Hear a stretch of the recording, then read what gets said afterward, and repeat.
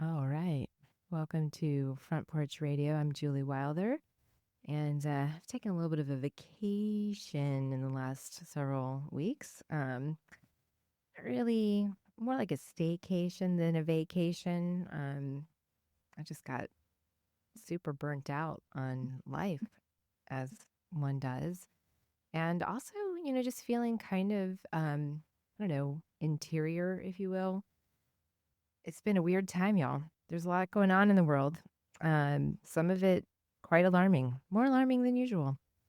Um, and it's like, sometimes I don't want to say anything until I know what I want to say. And sometimes it doesn't feel appropriate to say some of the things that are on the top of my mind on a microphone. Um, and yeah, so I've just been doing that thing, which I assume a lot of people are probably doing in the world. Some people are just totally checked out and pretending like nothing's going on. Another of us are know things are going on and are like, I need to just protect my mental health a little bit while I also stay tuned in a little bit.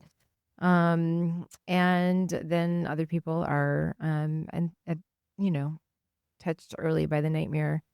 That is what is it? I've been watching Dark Crystal. There's like a whole, like, not the movie, but there's like a series that came out, and it is so good. And it talks about, basically the darkness that comes over, which, even also in the never ending story, you have, the nothing, right? And it sort of feels like we're at the beginning of that series. And you know, um, yeah, it's happening. So, yeah, so there's just not been a whole lot to say, you know what I'm saying? And because I've been in a more interior space, I also haven't been, I don't know, just in the space to be like, hey, come on my show. You want to hang out and do things? So for those of you that may have tuned in and missed me, I missed you too. But I'm in a self-preservation mode, missing you kind of way. And all of that. I almost didn't come in today and do this show, but I thought that's just ridiculous, Julie. You got to get on the air. And then I saw Frankie from Apartment E out there, and we just had a cute little chat. Maybe he'll come in and talk to me on the radio in a few minutes. But yeah, let's catch up. Like, what is going on in the world? It is, as I mentioned, an interesting time, and some of the information that I have gleaned about current events has actually been covered on my program in years past. Um, and that's kind of an interesting thing to kind of reconcile is having seen some of these warning signs for a long time and being able to understand and infer what might be ahead of us. My mother and my niece live in Omaha, Nebraska. Somehow they ended up out there in the Midwest.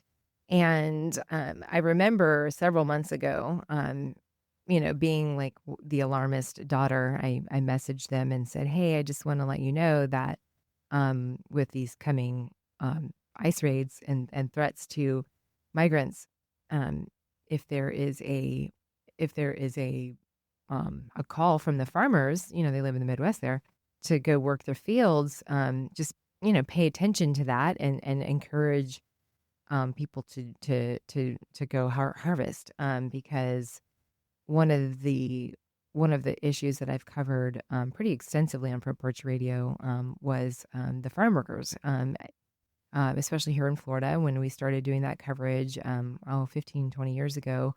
There had been very recent documented cases of slavery in the Florida fields, people being essentially held captive because of the abuses of power that go on. And the kind of decentralized farm worker movement here actually made significant strides on multiple fronts with their leaderless activism, and they were recognized on the presidential level by President Obama for their incredible activism to improve rights for people in the fields and get some better protections from the migrant farm workers in particular. And so I had a pretty widespread, wide-ranging knowledge of what goes on with migrant farm workers and farm workers in general. And one of my first like kind of clues, and the reason I was very interested in that was because a book I read by Michael Pollan. I'm not sure how you pronounce his name. And I forget the name of the book, but in the book, I think Omnivore's Dilemma or something like that. But it was a book that went over four different plants, and one of the plants, he was like a journalist at the time, and now he's just like a regular author guy. But he did a study of four different specific crops, if you will, and one of the ones that he looked into was the potato plant. And he went to Idaho, which is potato land, Idaho potatoes.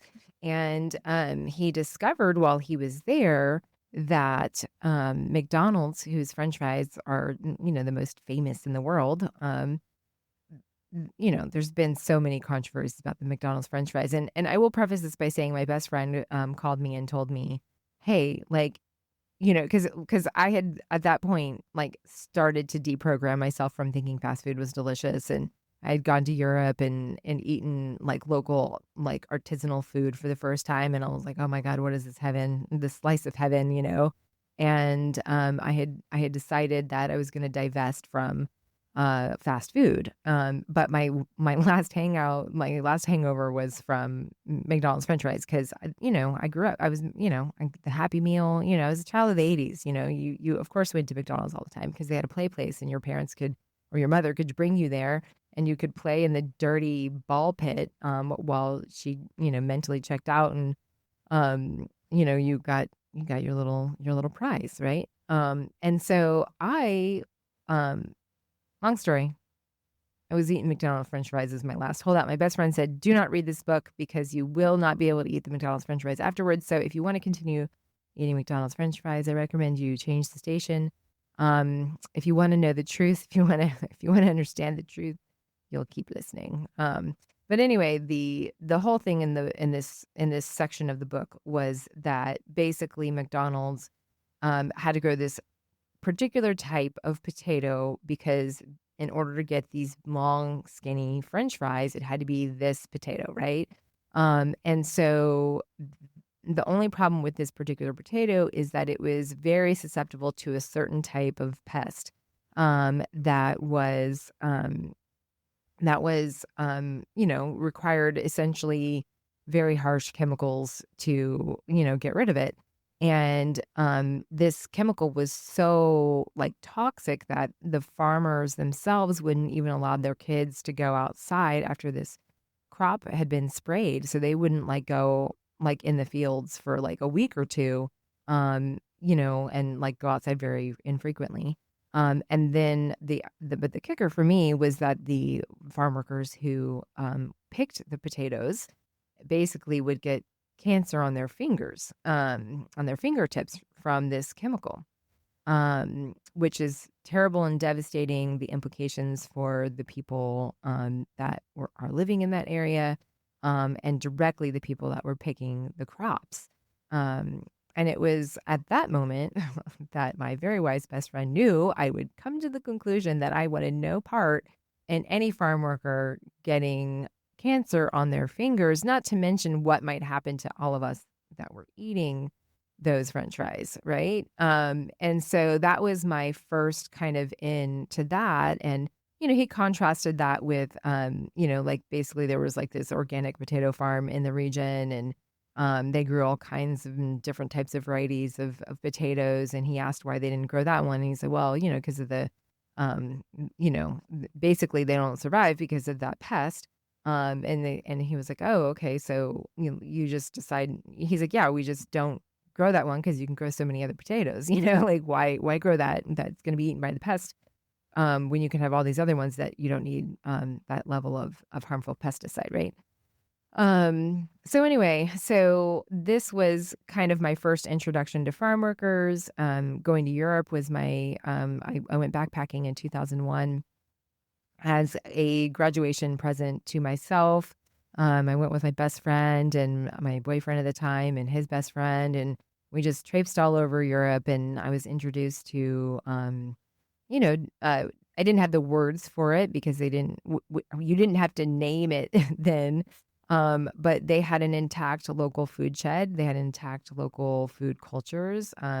They had food traditions, recipes handed down, artisan methods that were just, not something that you had to learn from a television screen or a cookbook. It was just your grandma taught it to you in the kitchen, and all of these just incredible like methods for making food that was simple and delicious and fresh. And then this German couple that was hosting us in kind of near the Munich area, um, they had these, just delicious spread for us to pick from every morning.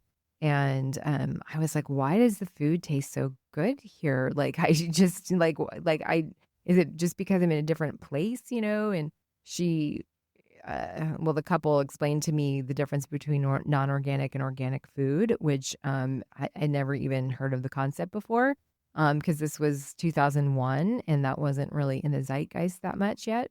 And so when I came back from that trip, I started taste testing. I started with milk. I was like, I'm going to get organic milk versus non-organic milk, and it was the flavor, like organic milk tasted delicious, and regular milk that wasn't organic tasted terrible. And so I started doing cheeses, and then I started doing chicken and beef, and I would just compare and contrast just with the flavor. I would do blind flavor tests with my then boyfriend, a new then boyfriend, and it was just the flavor of the food that brought me there. And then I started doing research on like, why does it taste so much better? Like, and I realized all the chemicals in the food, and I found like the Organic Growing Association. And I found all of these different resources to help you like, be basically transition from conventional food that is, I don't like the way that they call it conventional, because putting poison on crops is a relatively new um thing to do in the trajectory of the human race. It was actually something that is an outfall of war research.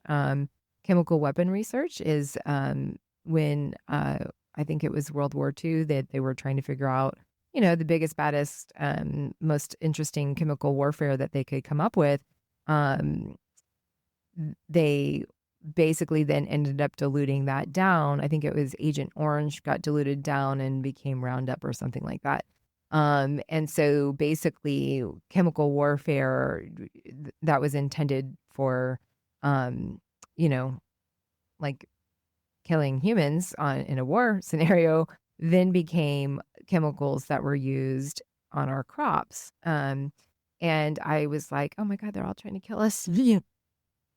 And it was funny because I ended up having later on, my uncle was an electrician, and he did he was like, oh yeah, because I was kind of talking to him about Monsanto, which is one of the kind of more evil companies and when I say, I don't usually use the word evil for a lot of things, but they basically intentionally would destroy farmers' crops in order to get them dependent on their seeds, which were called terminator seeds, meaning that the seeds you couldn't like replicate them. They would, like you would have to keep coming back to them for seed, instead of a seed, plant producing more seeds inside of the fruit and vegetable. And then you could plant those. They basically genetically modified plants so that you couldn't do that anymore. And they systemically went through and basically tried to kill small farms in order to put their monopoly of, farm crops going in. And it's pretty sadistic situation. And it's been going on for quite a while. And one of my uncles actually eventually unalived himself because of the financial strain to his farm. So got some farm roots in my background. And anyway, my uncle was telling me that he used to do the electricity at basically one of the, I think it was a high up at maybe even the CEO at Monsanto. And he said, yeah, he's got a big garden in his backyard. And I said, I bet you anything that that garden is organic. And he was like, what? Why, what are you talking about? I said, well, somebody that high up in the company is going to know not to eat his own food, crops that were grown with his chemicals because he understands the truth of it.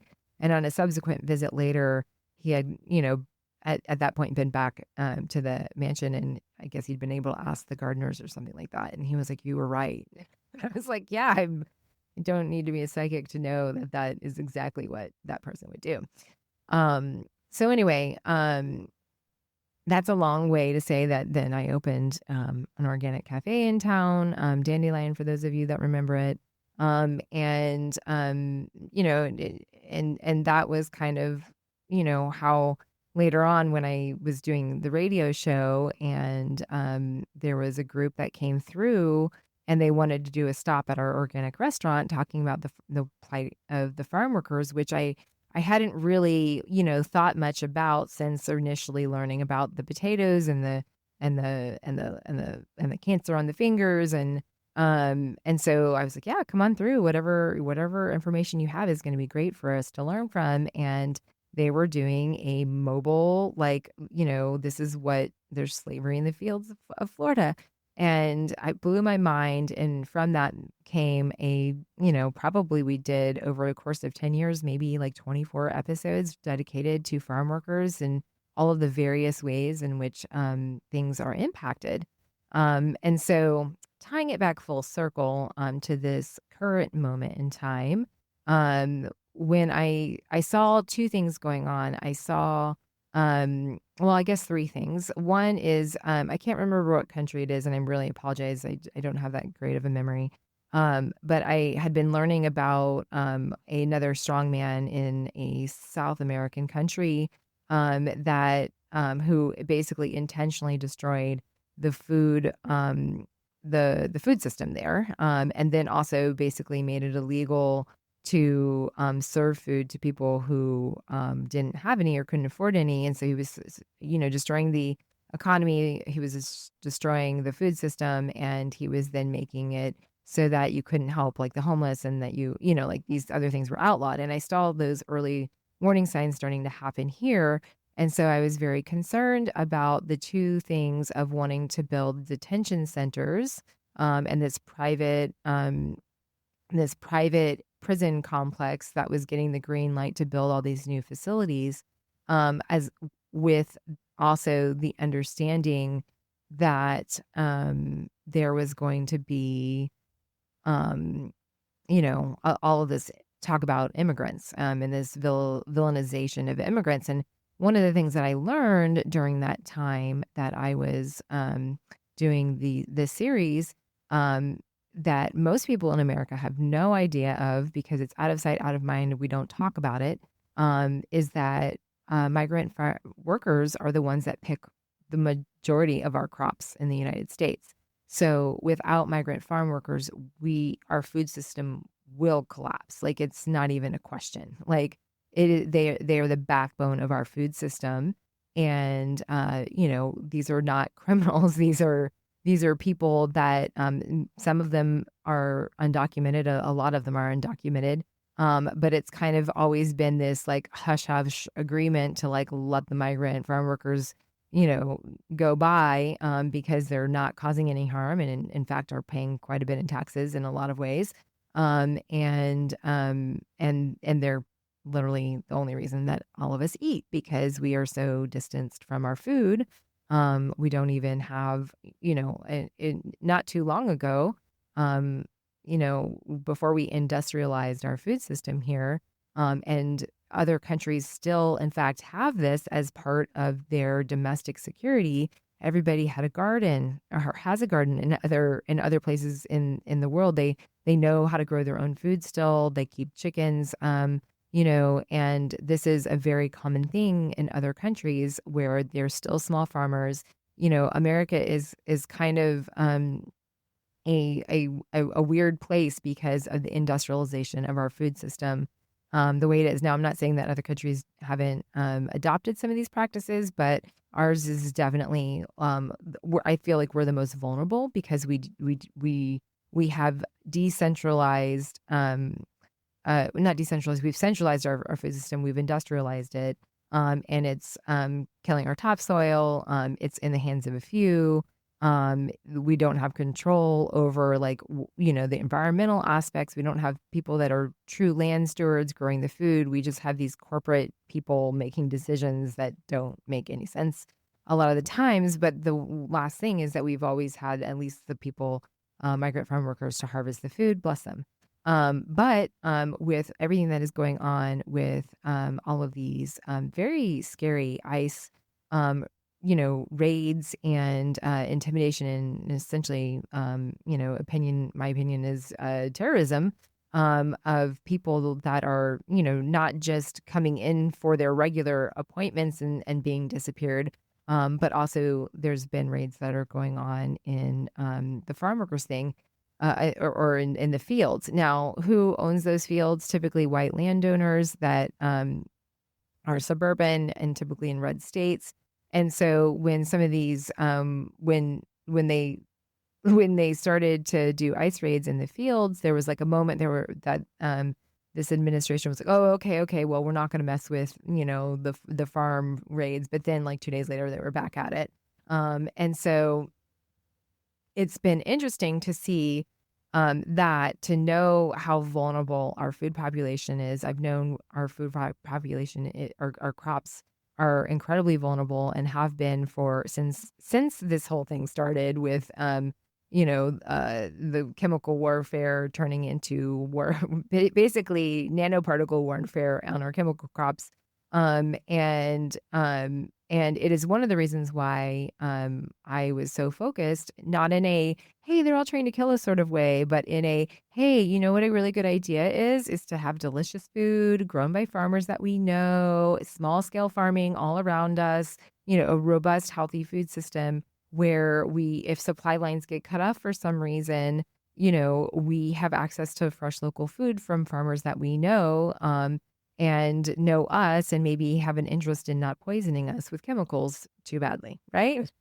And so that is, one of the reasons why you've seen a local food revival in Orlando and around the country, because it has been this kind of reclamation of food cultures and, artisan food and different kinds of food crops, and just like the very intentional, focused rebuilding of a local food sheds all across America has been taking place as an outcropping of, they started with the chemicals decades ago after World War II on the crops, and then the hippie movement and the organic movement and the fair trade movement kind of came out as a response to that.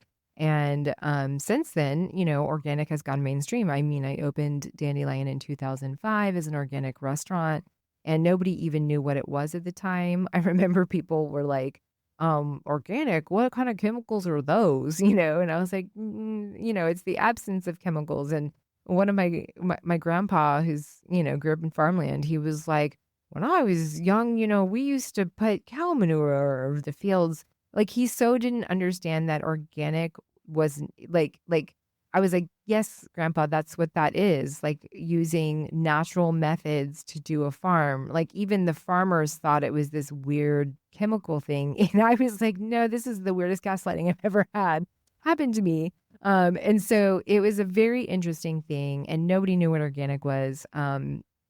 Very few people anyway. And now it's mainstream. I mean, you can go, you don't even have to go to Whole Foods anymore. You can go right into, a regular grocery store, and there's like private label organic, which is not exactly the small food shed thing we were talking about, but it is a step in the right direction for our food system in general. So I'll give it that. But yeah, so here we are in America with this very fragile food system that is on the backs of migrant farm workers, who we should all be grateful for, because they are absolutely doing labor that most of the people in America don't want to do. But then you also have this rising, this rising, you know, eh, uh, villainization of migrants in general, and without people completely like, just playing in people's fears and biases and whatever else going on. Um, and the prison industrial complex, all of these different things that are coming out. And then there was like this one moment that kind of tied it together for me. I don't know if anybody remembers this because so much has happened. But right after Trump was announced that he won the presidency, this most recent pass, um, there were text messages that went out seeming to target Black people in America. And it was in multiple states. It was pretty widespread. It went to teenagers, it went to adults. And they were these very, weird texts that said something to the effect of basically, be ready and have one bag packed. You have been assigned to, this, bus will pick you up here and basically take you back to the cotton plantation. So it was a terrorist text message that was sent out to primarily, you know, Black people, and to basically say, get ready to go back to the slave days, right? And not only was that terrorizing in the immediate way that it was, but me with my understanding of the food system and understanding also what the migrant thing was about and the prison industrial complex, I was like, oh, they are planning. I don't know. I'm just imagining with the facts that I have in my head, that instead of basically allowing the free movement of migrant farm workers, there's probably going to be an attempt to, well, there already is an attempt to imprison the farm workers, i.e. migrant workers, all kinds of workers. And then, but the food system will collapse without them. And so what they would need to do to reinstitute a form of slavery would be to collapse the food system, and then make it the only option would be to use the former migrant workers who were just here minding their own business, picking the crops, sending money back to their family to enrich their family's lives, and basically imprison them and then have them work in the crops because they're prisoners. So that's been on my mind lately. I don't know why, just maybe some of the news articles, which are extremely terrifying. And then on the flip side of that is something else that I've covered on this program several times, which if you're just tuning in, it's 4:30, so I should tell you, this is Front Porch Radio. I'm Julie Wilder. You're listening to WPRK 91.5 FM out of Rollins College. And I'm just kind of, shooting from the hip this conversation, but I feel like it's relevant. I feel like people need to know and understand, and not in a way, sometimes when I talk about these things, it scares people and they don't know what to do and they shut down and they don't want to hear it. And I find that very interesting because it's basically, I get it from a psychological viewpoint, yes. But the thing is that one of the things that I have observed and learned from covering all kinds of activist movements, from the migrant farm workers to birth workers to things around racial justice, a lot of the different things that I've listened to and learned from on this show, is that there's the immediate desire to collapse is really just a form of fragility, because there isn't a built-in resilience of knowing that you're empowered to do something about these things. There's this kind of like assumption with certain subcultures of the American population that just think it's inevitable that all of these bad things that we talk about, that, things like bad people planning bad things, like it's inevitable and there's nothing you can do to stop it. And so you just want to check out and do nothing. But I come from a place of knowing and watching and seeing incredible activists making incredible progress, doing incredible things to make sure that those bad plans by bad people do not actually happen. And there's no assumption, of it's inevitable. No, there is an assumption of bad people go and do bad things, and that's regular news.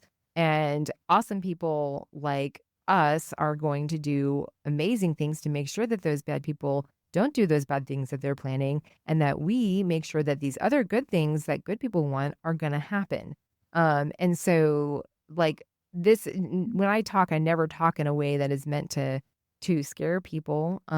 It is a way to inform people so that they can go, oh, bad people gonna bad, good people gonna good. I'm gonna either be bad people badding, like i.e. ICE agents right now, or I'm going to be good people gooding, which are like the people blockading the ICE agents and shaming them in the streets and stopping them where they're at, which is incredible. And I love it.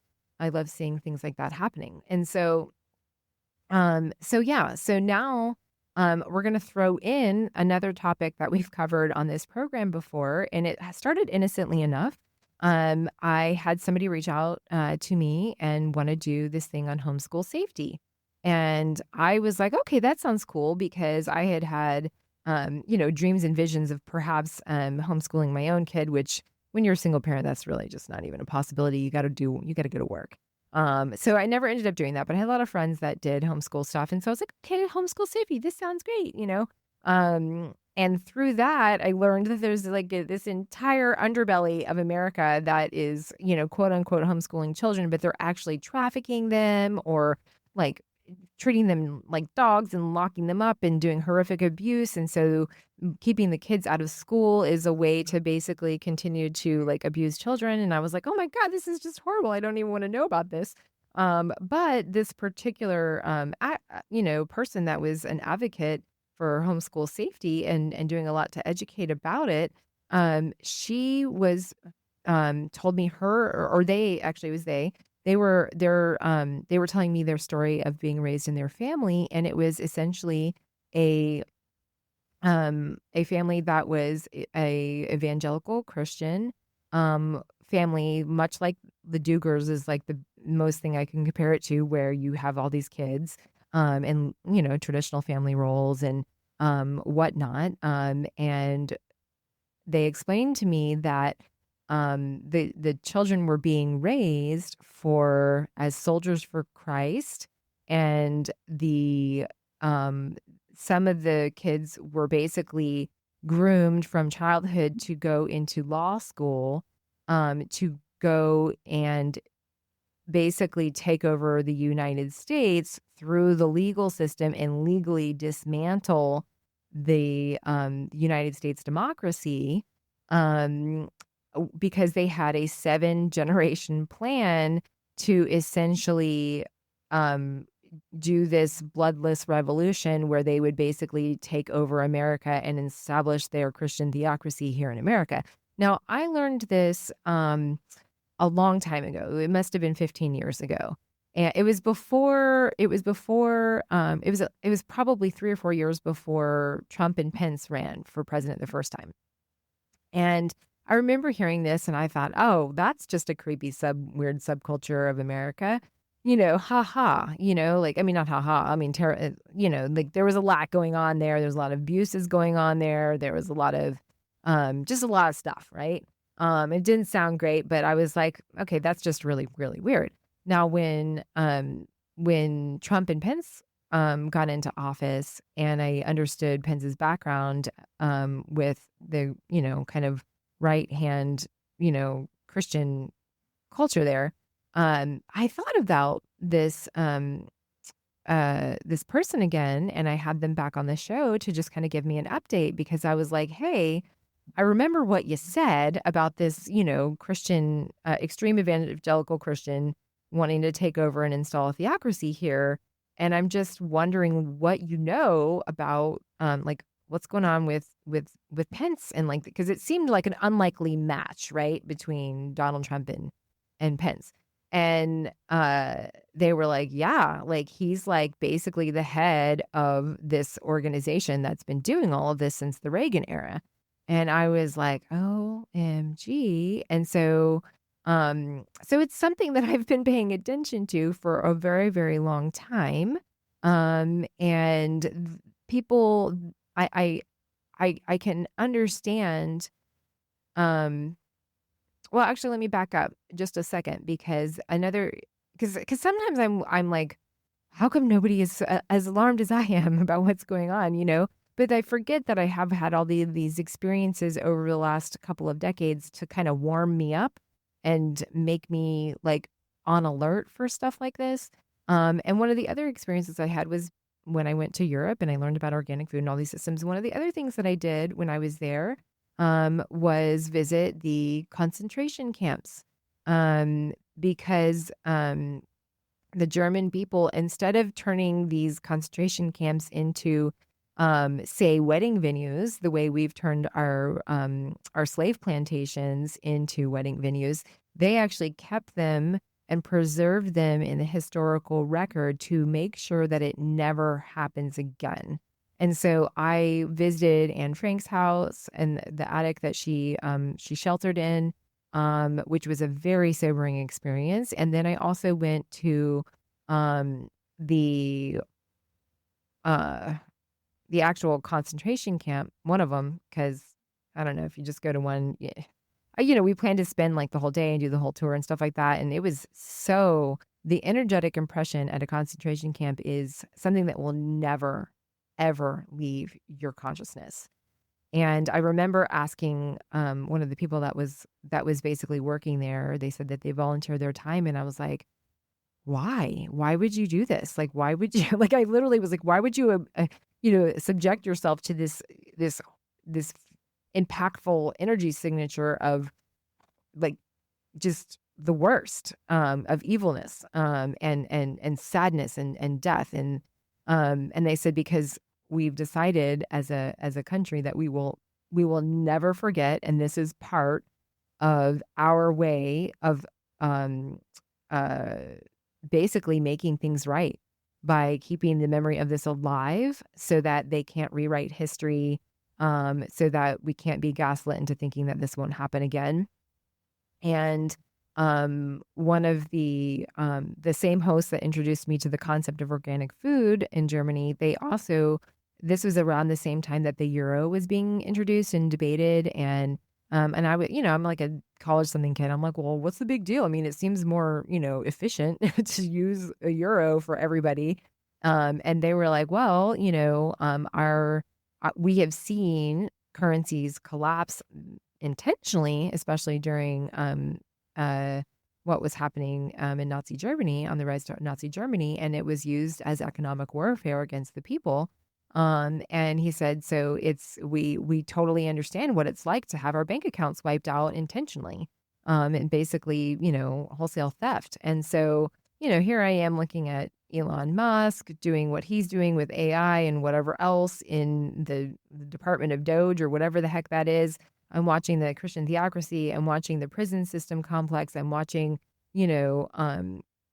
the the the migrant workers and it all I'm like, oh, the ideas of fascism didn't die. They just went to sleep to our eyes, for those of us that are not in that realm.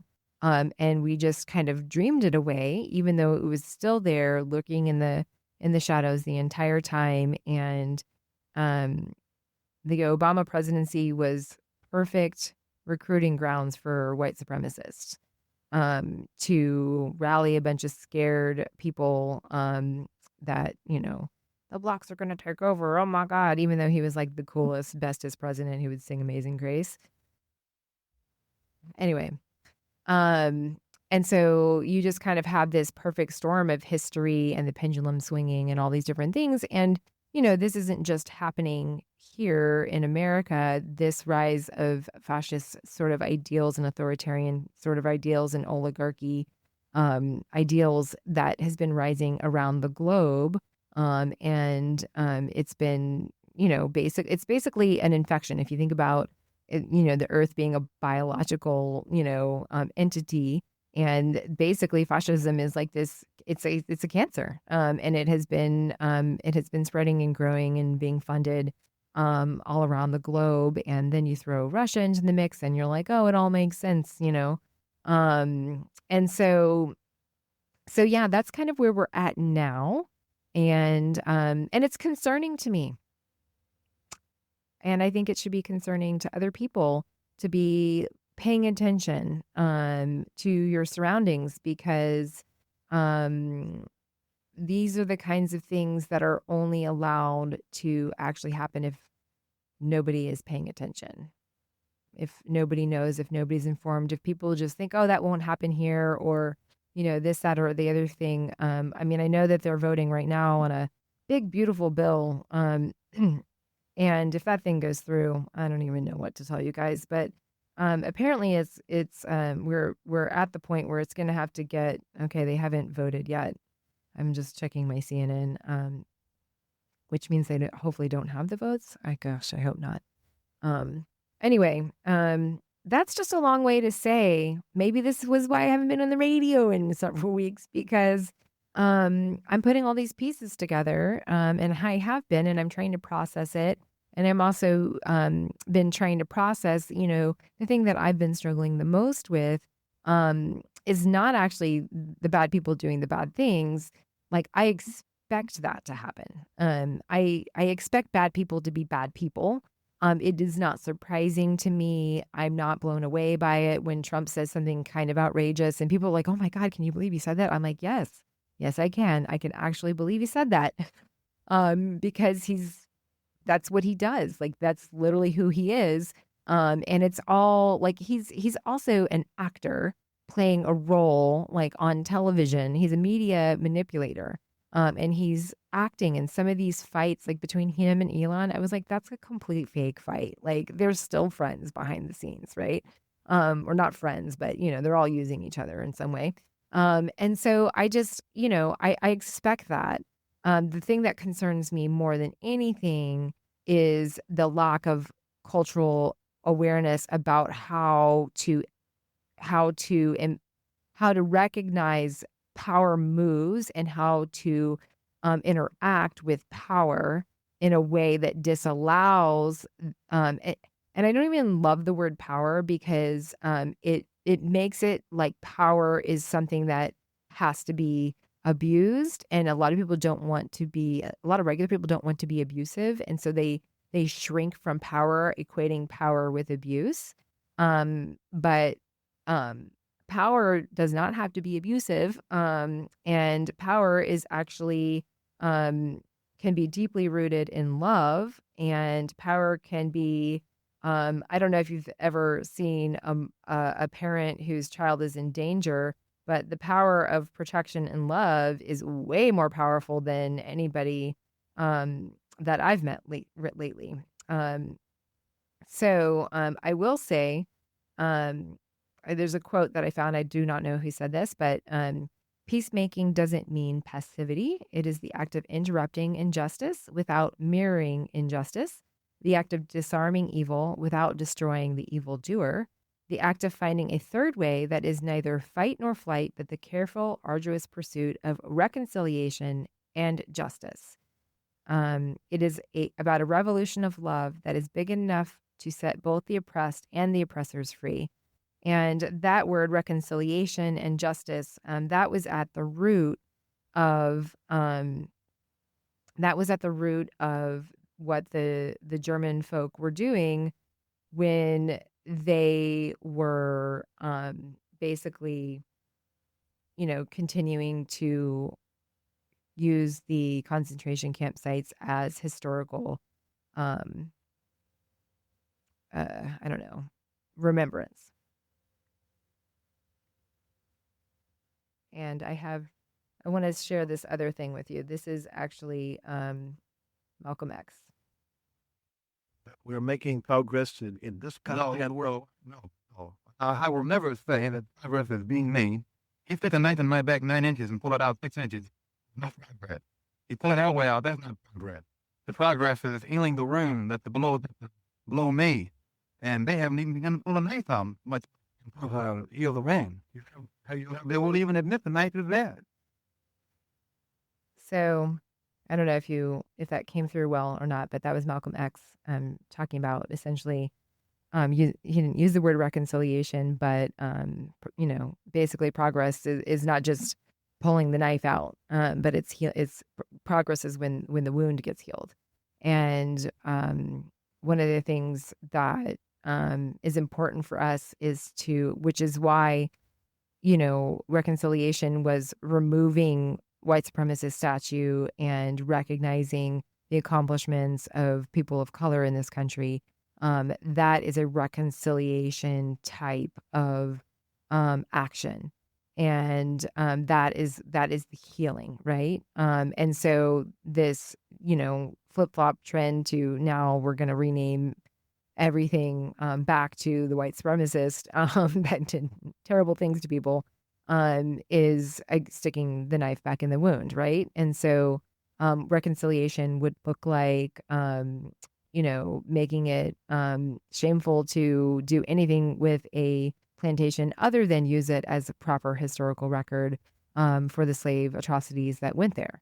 So people, getting married at a plantation like that wedding should not be attended, things like that. Those are the ways in which we can look at different things in our community. And I just urge everyone to just get more informed about what is going on, because an informed person is a powerful person. And it, again, does not mean that you have to get scared and look for a flight out of the country.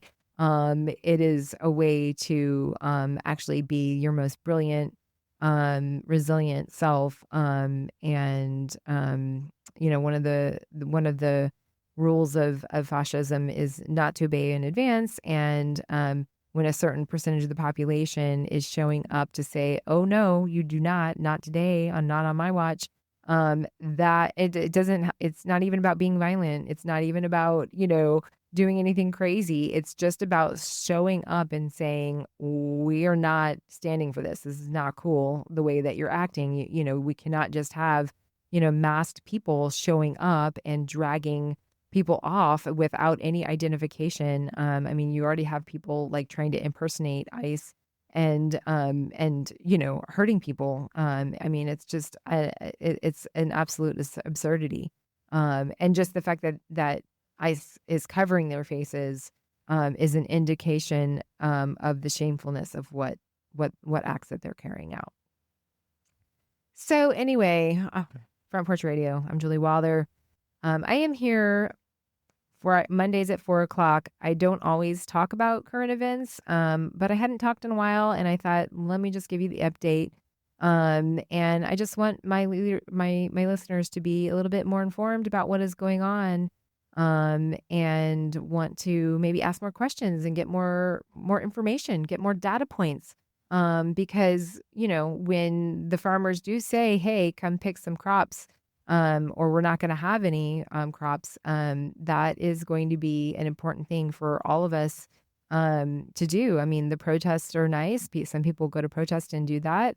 Other people do work in different ways, but just be prepared to do some day labor in the fields if it is needed, and help spread that word when those calls do come, because I do believe they will be coming shortly enough.